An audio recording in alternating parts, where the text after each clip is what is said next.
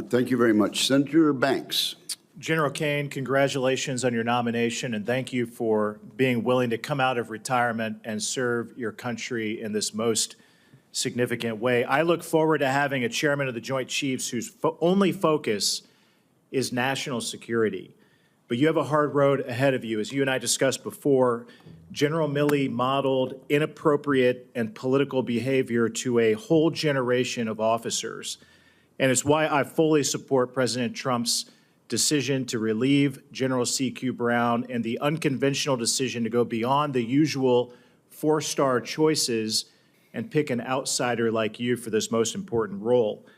You spent much of your military career outside of Washington, D.C., not exclusively inside of the Pentagon. And because of this, you have a much better understanding of what's important to our warfighters and to the average American. You also know that the National Guard often gets the short end of the stick in the budget fights.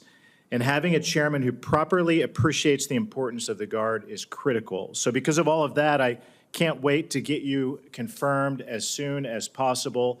And I want to go back and talk for a moment. As I said before, General Milley was the most political chairman of the Joint Chiefs that I believe that we've ever had. He actively undermined his commander-in-chief.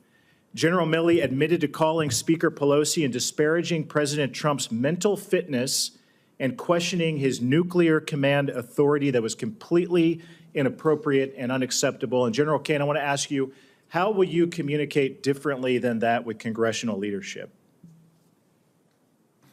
Well, Senator, I'm committed to open and transparent communication, but the first duty of the chairman is the advisor to the president. And so, you know, I would flow through that chain of command while providing always options to the president. Wow. General Milley admitted that under his watch, the Pentagon wasted nearly 6 million man-hours on DEI and woke trainings. Milley also testified to me before the House Armed Services Committee that he wanted to read more about critical race theory and understand white rage. Under your leadership, General Caine, what kind of training can we expect our service members to be focused on? Warfighting, lethality, and readiness. General Milley was also the chairman during the disastrous Afghanistan withdrawal, and as a veteran of the war in Afghanistan, this is very personal to me. Under his watch, there was no accountability at all for the deaths of American heroes at Abbey Gate, no accountability for the chaos at the Kabul airport, and no accountability for leaving Americans behind.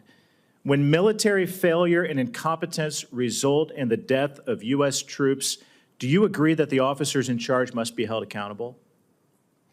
Well, Senator, I appreciate the question. You know, the Afghanistan withdrawal was not anything anybody would have wanted. It was very difficult circumstances, and the officers on the ground had very little to do with the policies that they were directed to follow, and we all mourned the 13 lost at Abbey Gate. Those officers, I'm sure, did the best in a situation that was not of their making.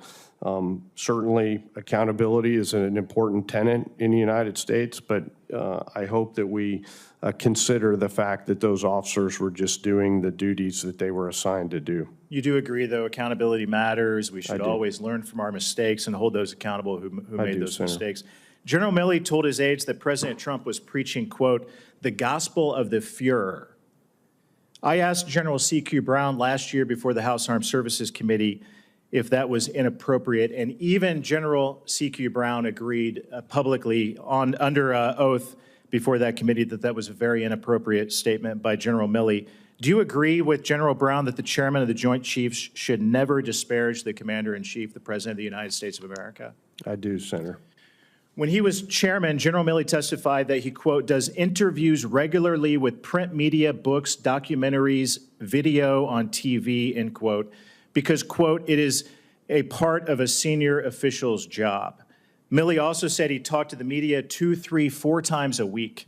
Do you think that's an appropriate use of the chairman's job?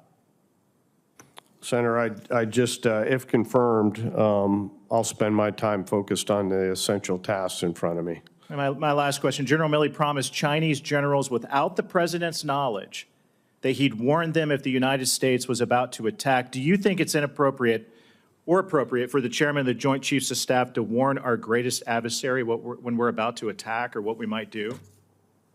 No, sir. Thank you. I yield back.